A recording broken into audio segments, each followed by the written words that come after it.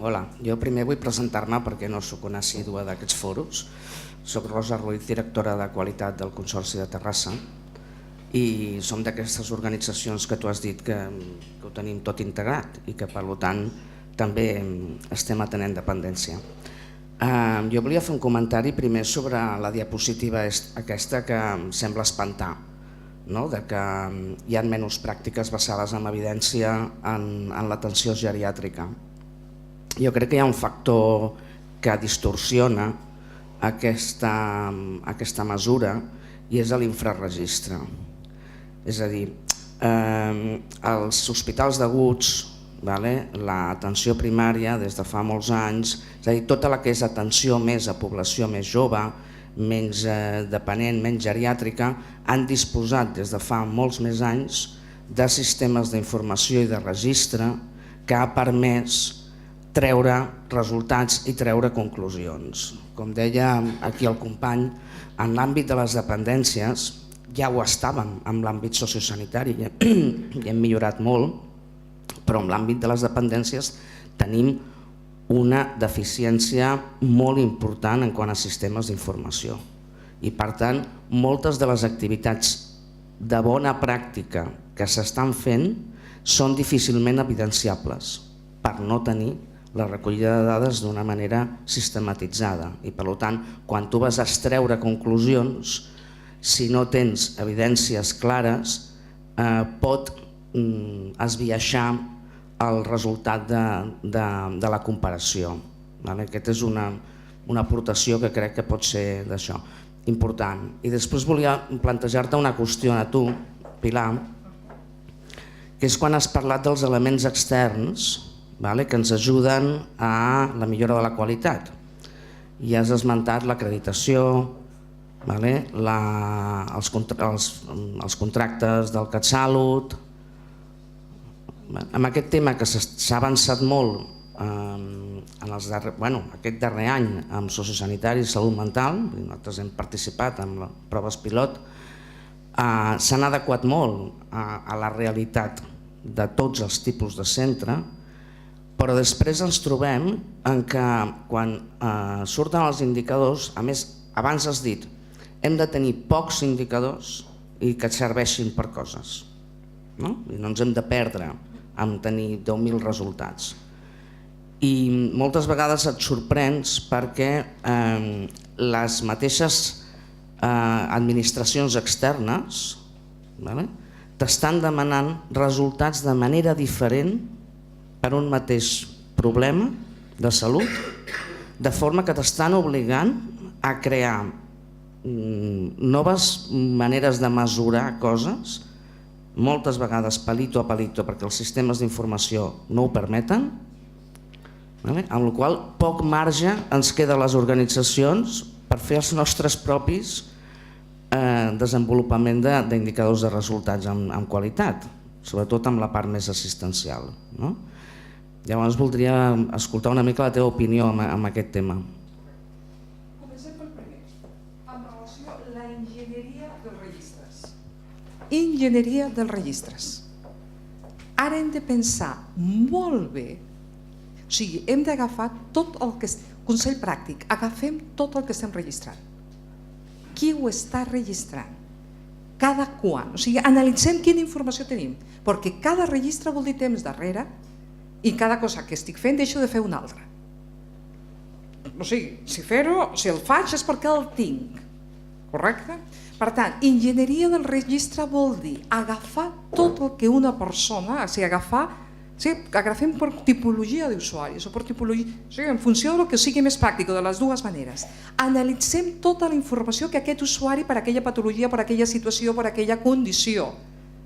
En tots els sistemes que està viatjant, quan se li pregunta, com se li pregunta, quan tenim duplicitats, quan tenim problemes. Aquesta és la primera, per veure quantes coses estem duplicant, triplicant, quadriplicant. Primera. Segona cosa, utilitzar l'evidència en la utilització dels registres. Per exemple, en la valoració de la dependència, per exemple, en un Bartel. Una cosa tan senzilla com un Bartel. És aprendre a preguntar predictors claus. Per exemple, Si una persona no es pot alimentar per si mateixa, vol dir que absolutament tota la resta està alterat. I que probablement, o sigui, saber identificar aquelles preguntes claus que m'ajudaran a una millor intervenció. I per tant la recerca ens ha d'ajudar a buscar els millors predictors per a aquella condició, per a aquella circumstància, que és el que com a mínim haig d'anar a preguntar, explorar o valorar. Per tant, quan diem enginyeria del registre, saber què tenim, què és el que és irrenunciable per a aquella circumstància, per a aquella situació, què em diu la recerca. I, per exemple, si jo sé que una persona no pot menjar per si mateix, jo sé que tot el reste de Bartel està alterat. Ja sé que no podrà ni pujar ni baixar escales, ja sé que no podrà vestir-se, no podrà rentar-se, perquè ni tan sols pot menjar. Per tant, amb una pregunta en segons quin moment, amb una única pregunta del registre, m'està donant informació que està associada o vinculada, per exemple, per un tema clau, per exemple, en valoració de grau d'intensitat de cuidado.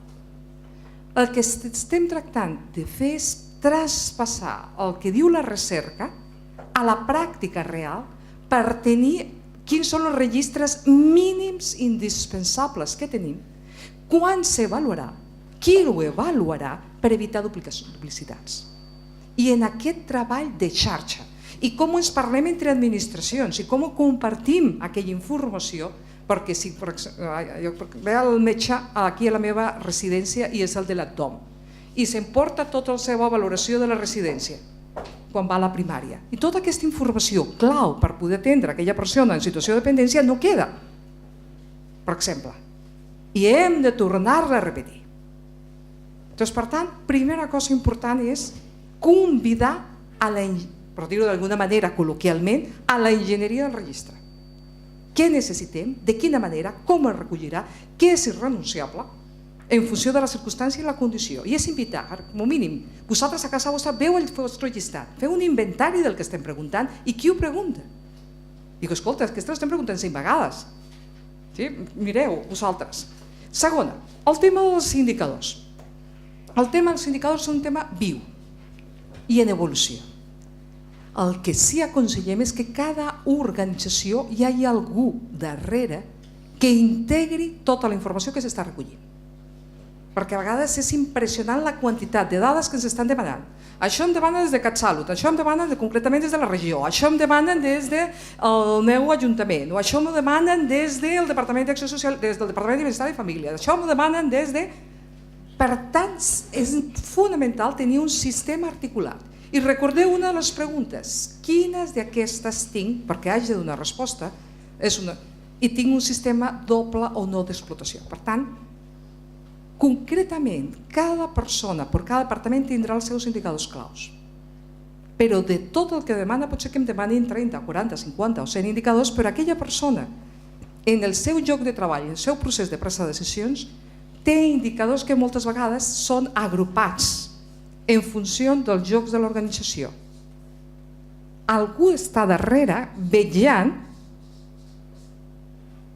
com estan agrupats aquests indicadors, quins indicadors es necessiten en funció del lloc de l'organització i quins són els que jo necessito en la meva de cada un en funció d'aquest procés clau o en funció d'aquella situació clau.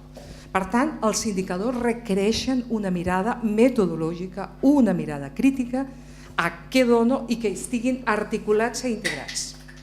Perquè si no, si vosaltres comenceu a demanar quina informació recull treball social, quina recull el terapeuta ocupacional, quina recull el metge, quina recull l'infermera, el gestor, el de recursos humans, el de la cuina, el de manteniment. Hi ha d'existir un mecanisme d'integrar aquesta informació, de saber què estem recollint, de què ens estan demanant, de quines coses puc evitar. Dic, escolta, això no cal que ho recullis perquè ho tinc per una altra via. M'és molt fàcil poder-t'ho explotar. I que a vegades estem fent esforços innecessaris o registres que no cal perquè es podrien obtenir de forma automàtica per una altra via.